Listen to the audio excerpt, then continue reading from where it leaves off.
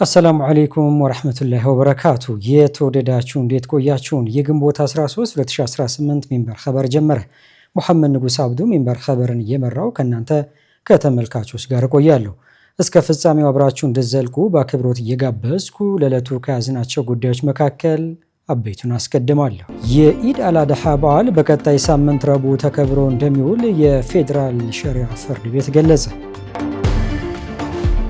ሀገር አቀፍ የሰላምና የጸሎት መርሃ ግብር በአዲስ አበባ ሊካሄድ ነው። ግብፅ በመሬቷ የሚገኘው አልአዝሃር ዩኒቨርሲቲ ኢራንን በመቃወም የተባበሩት አረብ ኤምሬቶችን እንዲደግፍ ግፊት ማድረጓ ተዘገበ። የሚሉት የሚንበር ኸበር አበይት ጉዳዮች ናቸው። አብራችሁን እንድቆዩ በድጋሚ እየጋበዝን ወደ ቀዳሚው ኸበር አልፋለሁ።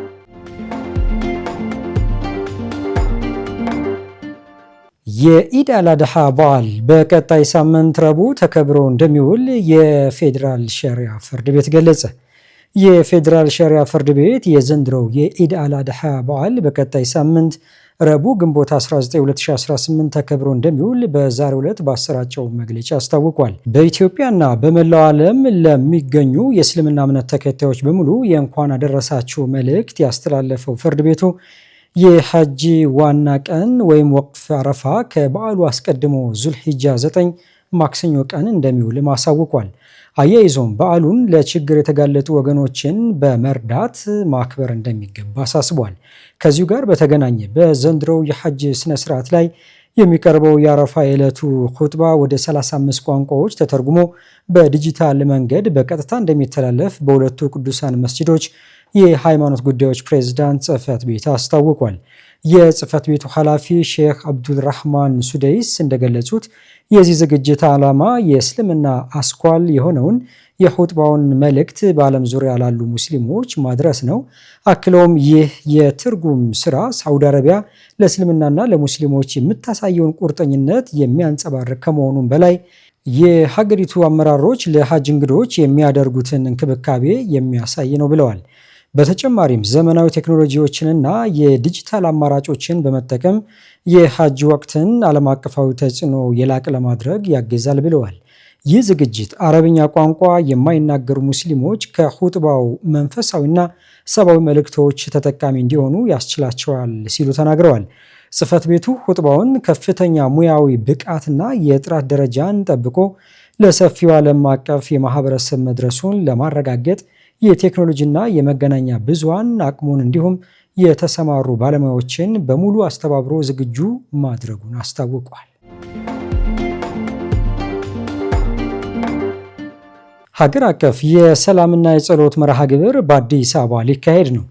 የኢትዮጵያ የሃይማኖት ተቋማት ጉባኤ ሀገር አቀፍ የሰላምና የጸሎት መርሃ ግብር ሊያከናውን መሆኑን አስታውቋል።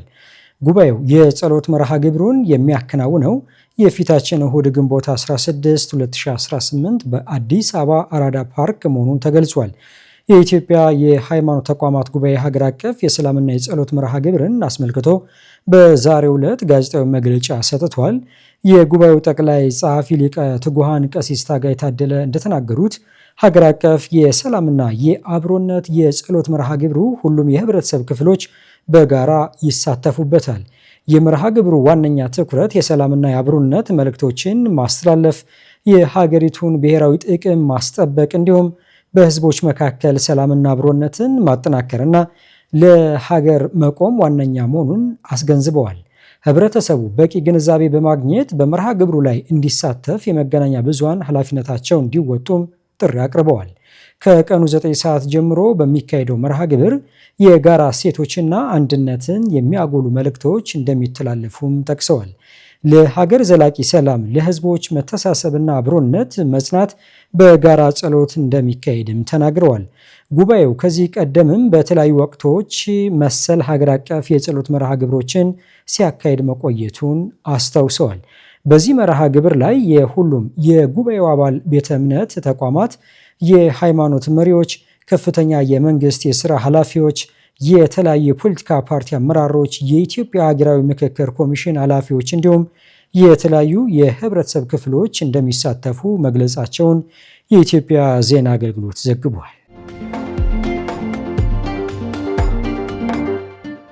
በመዲናዋ የ6ኛና የ8ኛ ክፍል ፈተና የሚሰጥበት የጊዜ ሰሌዳ ይፋ ተደረገ።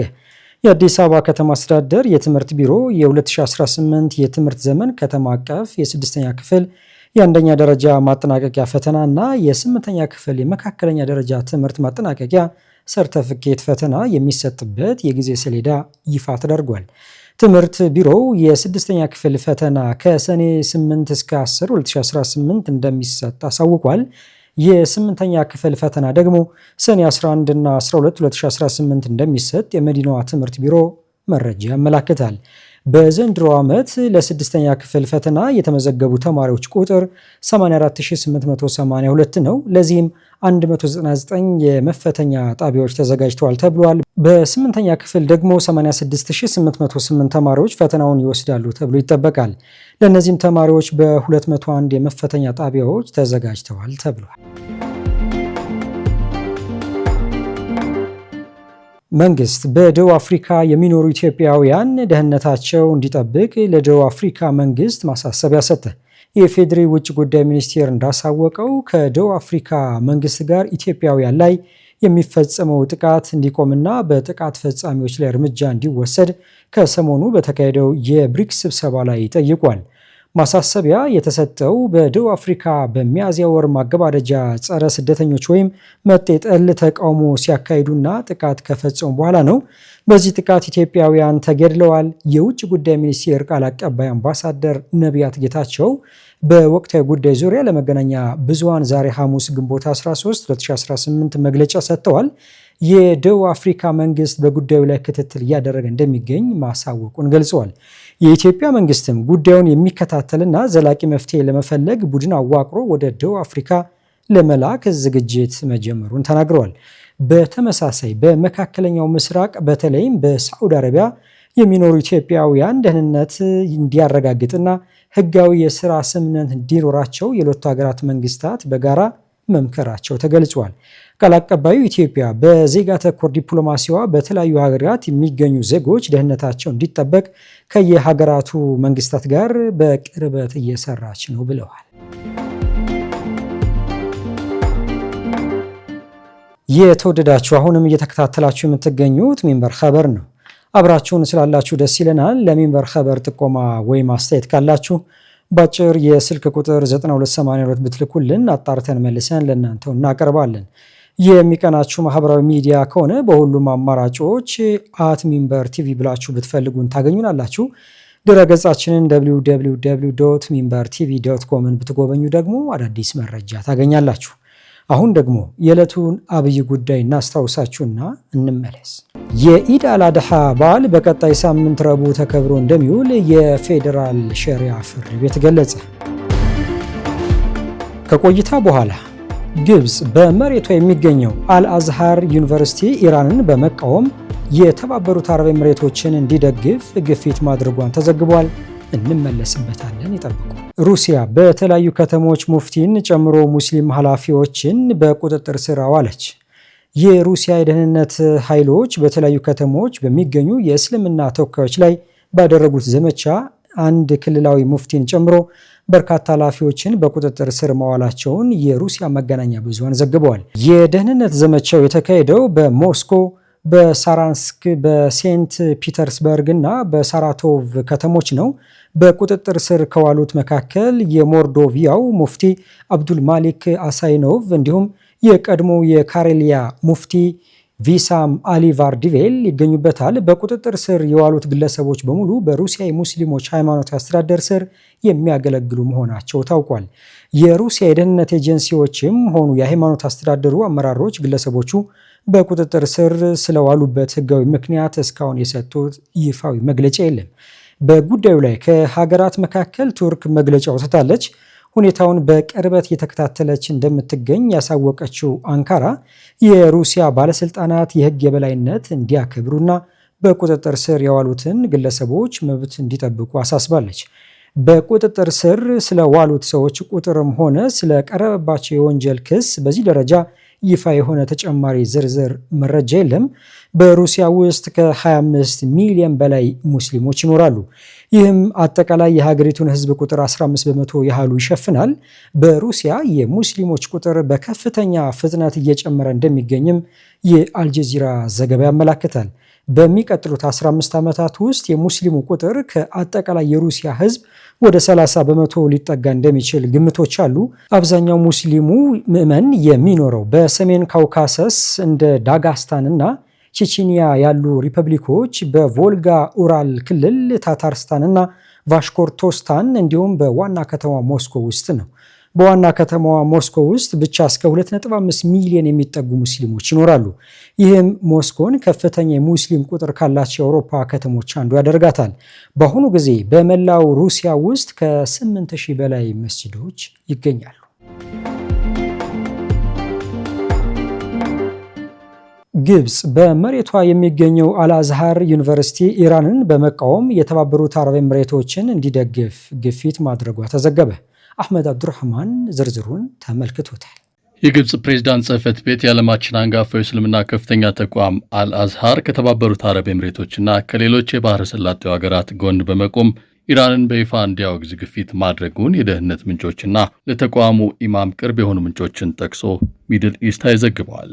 በካይሮ የሚገኘው ይህ ተደማጭ የእውቀት ማዕከል የአሁኑ ጦርነት ከተቀሰቀሰ ወዲህ 4 መግለጫዎችን አውጥተዋል። ከነዚህም መካከል የእስላማዊቷ ሪፐብሊክ ኢራን በሙስሊም ጎረቤቶቿ በተባበሩት አረብ ኤምሬቶች ላይ የፈጸመችው ትንኮሳ ሲል የኮነነበት ይገኝበታል። ይሁን እንጂ አልአዝሃር ባወጣቸው መግለጫዎች በሙሉ አሜሪካና እስራኤል በኢራን ላይ የሰነዘሩትን ጥቃት አላወገዘም። ይህም ባለፈው ዓመት በነበረው ጦርነት ወቅት የወረራው አካል በእስላማዊቷ ሪፐብሊክ ኢራን ላይ የፈጸመው ትንኮሳ በማለት ከገለጸበት የቀድሞ አቋሙ የተለየ ሆኗል። የቀድሞ አቋሙ በወቅቱ የባህረ ሰላጤው ግዛት ጥቃት ባይሰነዘርበትም እንኳ የተባበሩት አረብ ኤምሬቶችን አስቆጥቶ እንደነበር በዘገባው ተጠቅሷል። የአረብ ኤምሬቱ አልኻሊጅ ጋዜጣም በወቅቱ የዩኒቨርሲቲውን መስጂድ ኢማም አህመድ አጠይብን አቋም ነቅፎ ነበር። በአሁኑ ጦርነት መጀመሪያ ላይ የግብጽ መንግስት የደህንነትና ሲቪል ተቋማት አልአዝሃር ያለምንም ማወላወል ከባህረ ሰላጤው ሀገራት ጎን እንዲሰለፍና የአሜሪካን እንዲሁም የእስራኤልን ጥቃቶች ከመጥቀስ እንዲቆጠብ ጥያቄ አቅርበው እንደነበር ተገልጿል። የፕሬዝዳንቱ ጽሕፈት ቤት ከአሜሪካና ከባህረ ሰላጤው ሀገራት ጋር ያሉንን ዋና ዋና ጥቅሞች በአሁኑ የኢኮኖሚ ሁኔታ ውስጥ አሳልፈን መስጠት እንደማንችል፣ በጋዛ ላይ የተከሰተው የአቋም ልዩነት መደገም እንደሌለበትና አልአዝሃር ከተለመደው ውጭ የተለየ አቋም የሚይዝ ከሆነ በባህረ ሰላጤው ሀገራት ስራቸውን ለሚያጡ ግብፃውያን ተጠያቂነቱን እንደሚወስድ በግልጽና በቀጥታ አስታውቋል ሲል የቤተ መንግስቱን መልእክት ተከታትያለሁ ያለ ምንጭ በዘገባው ተናግሯል። ሚድል ኢስታይ ቀደም ሲል እንደዘገበው አልአዝሃር በጋዛ ስላለ የረሃብ አደጋ ዓለም አቀፋዊ እርምጃ እንዲወሰድ የጠየቀበትን መግለጫ እንዲያነሳ ለማስገደድ ባለፈው ዓመትም ተመሳሳይ አካሄድ ጥቅም ላይ ውሎ ነበር። በወቅቱ የመንግስት አካላት ተቋሙን የተኩስ አቁም ስምምነቱን አደናቅፈሃል፣ እንዲሁም ሰብአዊ እርዳታ እንዳይገባ አግድሃል በሚል ተጠያቂ እንደሚያደርጉት ዝተውበት እንደነበር ተዘግበዋል። የባህረ ሰላጤው ሀገራት ባለስልጣናትም ኢማም አጠይብን በአካል ጎብኝተው አገራቸው የደረሰባትን ውድመት በዝርዝር ያቀረቡላቸው ሲሆን የዜና ምንጩ ግን የቀረበው የጉዳት ግምገማ እጅግ የተጋነነ እንደነበር አስነብቧል። በዘገባው መሰረት ለግብፁ ፕሬዝዳንት ጽሕፈት ቤት ቅርብ የሆኑ ምንጮች እንደገለጹት አልአዝሃር የመንግስት መዋቅር አንዱ አካል በመሆኑ የአቋም አንድነት መፍጠር ከባህረ ሰላጤው ሀገራት ጋር ካለው ብሔራዊ ጥቅም ጋር የተያያዘ የህልውና ጉዳይ ነው። የባህረ ሰላጤው ሀገራትም የአልአዝሃርን አካሄድ በቅርብ እየተከታተሉ እንደነበረና በጦርነቱ ወቅት በተደረጉ ውይይቶች ላይም ጉዳዩን በቀጥታ አንስተውት እንደነበር አክለው ገልጸዋል። በግብጽ ፕሬዝዳንት አብዱልፈታህ አልሲሲ እና በተባበሩት አረብ ኤምሬቶች አቻዎቻቸው መካከል ያለው የቅርብ ግላዊ ግንኙነት እንዲሁም ግብጽ ከአቡዳቢ ጋር ያላት የኢኮኖሚ ጥቅም አልአዝሃር የኢራንን ጥቃቶች ለይቶ የሚያወግዝ መግለጫ እንዲያወጣ ማስገደዱ አስፈላጊ እንዲሆን አድርጎታል ሲሉም ተናግረዋል። አልአዝሃርም ሆነ ግብጽ እንዲሁም የተባበሩት አረብ ኤምሬቶች ፕሬዝዳንት ጽሕፈት ቤቶች በጉዳዩ ላይ አስተያየት እንዲሰጡ ለቀረበላቸው ጥያቄ ምላሽ አልሰጡም ተብሏል። ፖላንድ የእስራኤል የቀኝ አክራሪ ፖለቲከኛ በታሰሩ የስሙድ መርከቦች አክቲቪስቶች ላይ ሲሳለቁ የሚያሳይ ቪዲዮ ካጋሩ በኋላ የሀገሪቱን ጉዳይ አስፈጻሚ አስጠራች። የፖላንድ መንግስት የእስራኤል የቀኝ አክራሪ ኢታማር ቬንግቬር በታሰሩ ወደ ጋዛ እርዳታ ጭነው የሚጓዙ የስሙድ መርከቦች አክቲቪስቶችን አያያዝ የሚያሳይ ቪዲዮ ካጋሩ በኋላ በዋርሳው የሚገኙትን የእስራኤል ጉዳይ አስፈጻሚ በአስቸኳይ ወደ ውጭ ጉዳይ ሚኒስቴር መስሪያ ቤት አስጠርቷል። የተሰራጨው ቪዲዮ የእስራኤል ጦር በዓለም አቀፍ ውሃ ላይ የያዘቻቸውን ግሎባል ስሙድ የሰብአዊ እርዳታ ጥምረት ስር የተሰባሰቡ አክቲቪስቶች እጆቻቸው በካቴና ታስረው መሬት ላይ እንዲንበረከኩ መደረጉ ያሳያል። በዚህ ቪዲዮ የእስራኤል ብሔራዊ ደህንነት ሚኒስትር የሆኑት የቀኝ አክራሪ ፖለቲከኛ ኢታማር ቬንጋቬር ሲያሳለቁባቸው ይታያል። ይህ ተከትሎም በርካታ ሀገራት ቁጣቸው ገልጸዋል። የፖላንድ የውጭ ጉዳይ ሚኒስትር ራድስላው ሲኮርሲኪ በቁጥጥር ስር የዋሉት የፖላንድ ዜጎችና አክቲቪስቶች ላይ እስራኤል የፈጸመችውን አያያዝ አጥብቃ በማውገዝ ይቅርታ እንድትጠይቅ አሳስበዋል። ፖላንድ ዜጎቿ ወደ እስራኤልና ፍልስጤም እንዳይጓዙ ቀደም ሲል መክራ እንደነበር ያስታወሱት ውጭ ጉዳይ ሚኒስትሩ ይህ ማለት ግን መብታቸውና ክብራቸው ሲገፈፍ ዝም ትላለች ማለት እንዳልሆነ አጽንኦት ሰጥተዋል። ይህ በእንዲህ እንዳለ ቱርክ፣ ካናዳ፣ ኳታር፣ ጣሊያን፣ እንግሊዝ፣ ደቡብ ኮሪያ፣ ኒዘርላንድስ፣ ስፔን፣ ፈረንሳይና ቤልጂየምን ጨምሮ በርካታ ሀገራት ቁጣቸውን መግለጻቸው ዓለም አቀፍ መገናኛ ብዙሃን ዘግበዋል። ሀገራቱ አምባሳደሮቻቸውን በመጥራት ላይ እንደሚገኙም ተገልጿል። የጣሊያን ጠቅላይ ሚኒስትር ጆርጂያ ሜሎኒ በበኩላቸው ድርጊቱ ተቀባይነት የሌለው ነው በማለት የሰብአዊ ክብርን የሚጥስ ሲሉ ገልጸውታል። የእስራኤል ባለስልጣናት ይቅርታ እንዲጠይቁና የተያዙት ዜጎቿ እንዲፈቱ አስገንዝበዋል። የእርዳታ ጥምረቱ ከ39 በላይ ሀገራት የተውጣጡ 426 አክቲቪስቶችንና ተሳታፊዎችን ያካተተ ነው። ከ50 በላይ ጀልባዎችን ይዞ ወደ ጋዛ በመጓዝ ላይ የነበረ መርከብ በእስራኤል ጦር በቁጥጥር ስር የዋለው ባለፈው ሳምንት ነበር። የዓለም ጤና ድርጅት እየተስፋፋ ባለው የኢቦላ ወረርሽኝ 600 የሚጠረጠሩ ታማሚዎች መመዝገባቸውንና 139 ሰዎች መሞታቸውን አሳወቀ። የዓለም ጤና ድርጅት በኮንጎ ዲሞክራቲክ ሪፐብሊክና በኡጋንዳ በኢቦላ በሽታ የተጠረጠሩ ሰዎች ቁጥር ወደ 600 ማደጉን አስታውቋል። በበሽታው የሞቱ ተጠርጣሪዎች ቁጥርም 139 መድረሱን ያስታወቀው በኢትዮጵያው ዳይሬክተር ዶክተር ቴድሮስ አማካኝነት ነው። የዓለም ጤና ድርጅት የአስቸኳይ ጊዜ ኮሚቴ በጄኔቫ የተሰበሰበ ሲሆን የድርጅቱ ዋና ዳይሬክተር ዶክተር ቴድሮስ አድሃኖም ገብረ ኢየሱስ ለጋዜጠኞች እንደገለጹት ወረርሽኙ አሁንም ዓለም አቀፍ አሳሳቢነት ያለው የሕዝብ ጤና አስቸኳይ አዋጅ ሆኖ ቀጥሏል። ሆኖም ደረጃው ግን ወደ ዓለም አቀፍ ወረርሽኝ አስቸኳይ ጊዜ ከፍ አላለም ብለዋል። የዓለም ጤና ድርጅት የአስቸኳይ ጊዜ ጉዳዮች ኃላፊ ቺኩዌ ኢሄኬዌዞ በዚሁ ጋዜጣዊ መግለጫ ላይ እንደተናገሩት የድርጅቱ አሁን ያለው ቀዳሚ ተግባር በሽታው የሚሰራጭባቸው ነባር ሰንሰለቶች በሙሉ መለየት ነው ብለዋል። ይህም የወረርሽኙን ትክክለኛ ስፋት በግልጽ ለመረዳትና ተገቢውን የሕክምና እንክብካቤ ለማቅረብ ያስችለናል ሲሉ አክለዋል።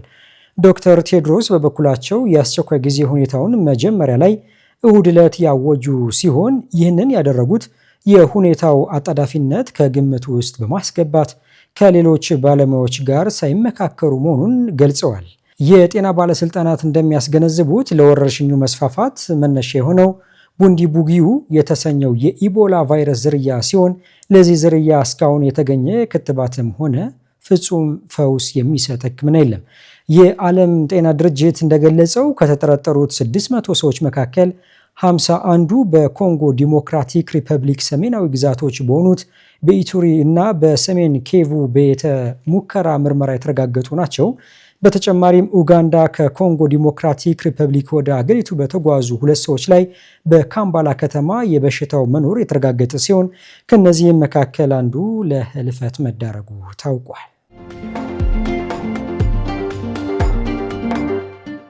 አሜሪካ በፍልስጤም የሰብአዊ መብቶች ባለሙያ ፍራንቼስካ አልባኔዝ ላይ የጣለችውን ማዕቀብ አነሳች። የዩናይትድ ስቴትስ በእስራኤል በወረራ በተያዙት የፍልስጤም ግዛቶች የተባበሩት መንግስታት ድርጅት ልዩ መልእክተኛ ፍራንቼስካ አልባኔዝ ላይ ጥላው የነበረውን ማዕቀብ ማንሳቷን አስታውቃለች። ውሳኔው የመጣው አንድ የሀገሪቱ ፌዴራል ዳኛ የተጣለው ማዕቀብ የባለሙያዋን የመናገር ነፃነት የሚገድብ ነው ካሉ ከአንድ ሳምንት በኋላ ነው። የአሜሪካ የገንዘብ ሚኒስቴር መረጃ ጠቅሶ አልጀዚራ እንደዘገበው የፍራንቼስካ አልባኔዝ ስም ከዓለም አቀፉ የወንጀለኞች ፍርድ ቤት ጋር በተያያዘ የተጣሉ ማዕቀቦችን ማንሳት በሚለው ዝርዝር ስር ተካቷል። ማዕቀቡ የተነሳው የፌዴራል ፍርድ ቤት ዳኛ ሪቻርድ ሊዮን የፍራንቼስካ ባለቤትና ሴት ልጅ በየካቲት ወር የመሰረቱትን ክስ ተከትሎ ማዕቀቡን በጊዜያዊነት የሚያግድ ትዕዛዝ ማስተላለፋቸው ተንተርሶ እንደሆነ ዘገባው አመልክቷል። በወቅቱ የቀረበው ክስ ማዕቀቡ የተጣለው ፍራንቼስካ እስራኤል በፍልስጤማውያን ላይ የምታደርሰውን የሰብአዊ መብት ጥሰት በይፋ በመቃወማቸው የተሰጠ ቅጣት ነው የሚል ነበር። የዶናልድ ትራምፕ አስተዳደር ማዕቀቡን የጣለው ፍራንቼስካ ሕግን ያልተከተለ ወገንተኛና ተንኮል አዘል ተግባራትን ፈጽመዋል በሚል ውንጀላ በማቅረብ ነበር። ማዕቀቡ የተጣለው ባለፈው ሐምሌ ወር ላይ ነው። ፍራንቼስካ አልባኔዝ ማዕቀቡ የተጣለባቸው ማይክሮሶፍት፣ የጉግል እናት ኩባንያ አልፋቤትና አማዞንን ጨምሮ 48 ትላልቅ ኩባንያዎች እስራኤል በጋዛ ላይ ለምታካሄደው የዘር ማጥፋት ጦርነት ድጋፍ በማድረግ ተባባሪ ናቸው የሚል ሪፖርት ይፋ ካደረጉ በኋላ ነበር። በተለይም ለዓለም አቀፉ የወንጀለኞች ፍርድ ቤት የእስራኤሉ ጠቅላይ ሚኒስትር ቤንያሚን ኔታንያሁና የቀድሞ የመከላከያ ሚኒስትር ዮአቭ ጋላንት በቁጥጥር ስር እንዲውሉ የህግ ምክረ ሀሳብ አቅርበው ነበር።